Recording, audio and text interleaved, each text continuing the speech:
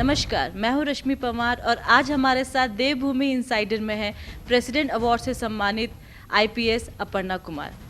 Ma'am, आपका हमारे show में बहुत बहुत स्वागत है। नमस्कार, धन्यवाद। सबसे पहले तो हम ये जानना चाहेंगे कि सिविल सर्विसेज एंड माउंटेनियरिंग एक मेंटल टफनेस की परीक्षा है और दूसरी फिजिकल फिटनेस की, तो आप दोनों ही फील्ड्स को इतने एक्सपर्टीज़ के साथ कैसे बैलेंस करती हैं? देखिए, मैंने माउंटेनियरिंग बहुत देरी में मैंने करना शुरू किया। पहले तो मैं जब सिविल सर्विसेज मैंने पास किया तो आईपीएस मुझे अलॉट हुआ था। तो उस समय हम लोग आए थे ट्रेनिंग के लिए मसूरी। फाउंडेशन कोर्स करने आए थे 2002 में। तो उसी समय मेरा पहला एक्सपोजर था माउंटेन्स को, पीक्स को और स्नो कैप्ड पीक्स को देखने का। कमांडेंट ही 2013 में मैंने Atal Bihari Vajpayee institute of mountaineering में मनाली में है, वहाँ जाके बेसिक माउंटेनियरिंग कोर्स किया। ये 1 महीने का कोर्स होता है। फिर 2014 में जुलाई में जाके एडवांस माउंटेनियरिंग कोर्स किया। उसके बाद फिर ये मेरा जर्नी शुरू हुआ जो पहाड़ों को चढ़ने का।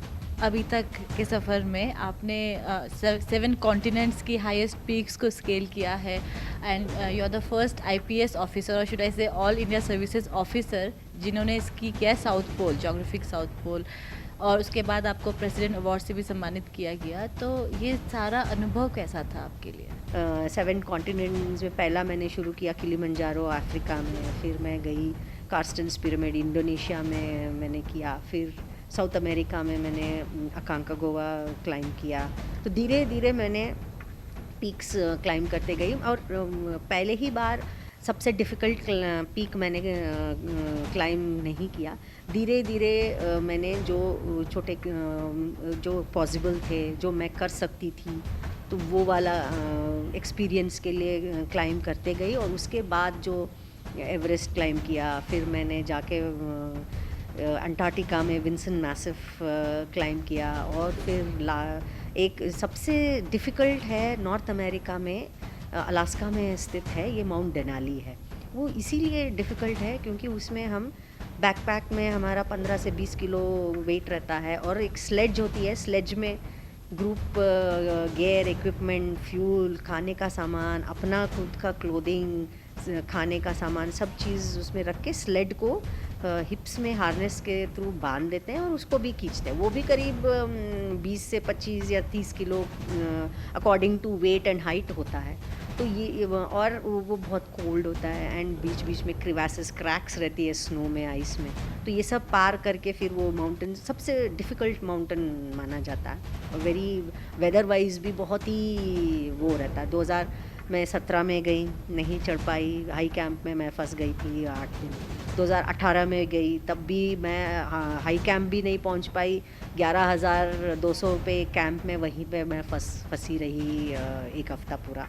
तो फिर 2019 में फाइनली मैं ये माउंट डेनाली कर पाई। विस्मय, वंडरफुल और फैबुलस एक्सपीरियंस रहा। मैम, एक्सट्रीम एडवेंचर स्पोर्ट्स जो हम सुनते हैं वो आप जो आप करती हैं वो कितना चैलेंजिंग होता है, और उसमें स्पेशली अगर आप महिला के हिसाब से देखा जाए तो वो आपके लिए कितना चैलेंजिंग था जब आपने स्टार्ट किया था? और थी, I was also quite old, तो मुझे काफ़ी फोकस थी मैं, और एक भी क्लास मैंने मिस नहीं किया और डिस्ट्रैक्शंस कम थे ना। मेरे पास इतने डिस्ट्रैक्शंस नहीं थे कि मैं डिस्ट्रैक्ट हो जाऊं। तो एक एक दिन मैंने मेहनत किया और एक क्लास भी मिस नहीं किया। उसका मुझे वो मिला, एडवांटेज मिला कि मुझे ए ग्रेड मिला। ए ग्रेड अगर बेसिक कोर्स में मिलता है तभी आप एडवांस कोर्स के लिए एलिजिबल हो जाते हैं। तो चैलेंजिंग तो ये बहुत है। तो शुरुआत तो यही ट्रेनिंग से होती है। और अगर किसी भी चीज़ के लिए आप अपना स्किल्स और आपका क्षमता अपग्रेड नहीं करेंगे तो कोई भी चीज़ मुमकिन नहीं होता। आप सिविल सर्वेंट हैं एंड फिर माउंटेनियरिंग में भी आप हमेशा इतना अग्रसर रहती हैं, तो आपको फिर फैमिली के लिए कैसे टाइम मिल पाता है? ये बहुत इम्पोर्टेंट क्वेश्चन है। ये एक्चुअली बहुत मुश्किल होती है कि जब नौकरी भी कर रहे हैं, ये सब आपके पैशंस भी है, तो टाइम मैनेजमेंट बहुत इम्पोर्टेंट हो जाता है। बट ये भी है एंड फैमिली के लिए भी टाइम देना, मेरे बच्चे हैं उनके एग्ज़ाम्स चलते रहते हैं ये सब, तो इसमें मेरे फैमिली मेम्बर्स और फ्रेंड्स बहुत हेल्प करते हैं। मेरे मदर हैं, मेरे हस्बैंड काफ़ी सपोर्टिव है, और जब मैं नहीं रहती हूँ तो मेरे मदर रहते हैं या मेरे हस्बैंड बच्चों का देखभाल कर लेते हैं। तो मतलब बिना उनके सपोर्ट और उनके हेल्प ये सब चीज़ें संभव नहीं है। मैम आखिर में हम ये जानना चाहेंगे कि जो आपका नेक्स्ट टारगेट है टू रीच नॉर्थ पोल, उसके लिए आपकी कितनी तैयारी चल रही है?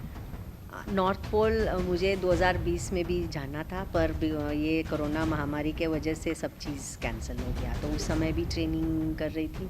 तो अभी 2021 में भी मुझे नहीं लगता ट्रैवलिंग ऑप्शंस, क्योंकि नॉर्थ पोल करने के लिए मुझे नॉर्वे जाना पड़ता है। तो नॉर्वे का भी क्योंकि स्ट्रिक्ट रूल्स ऑफ ट्रैवलिंग है, तो 2021 में भी नॉर्थ पोल एक्सपीडिशन हो नहीं रहा है। तो ये संभावना है कि 2022 में नॉर्थ पोल का एक्सपीडिशन होगा, तो उसके लिए मैं पूरी तैयारी कर रही हूँ। हमसे बात करने के लिए बहुत बहुत धन्यवाद। आज के लिए बस इतना ही। नमस्कार।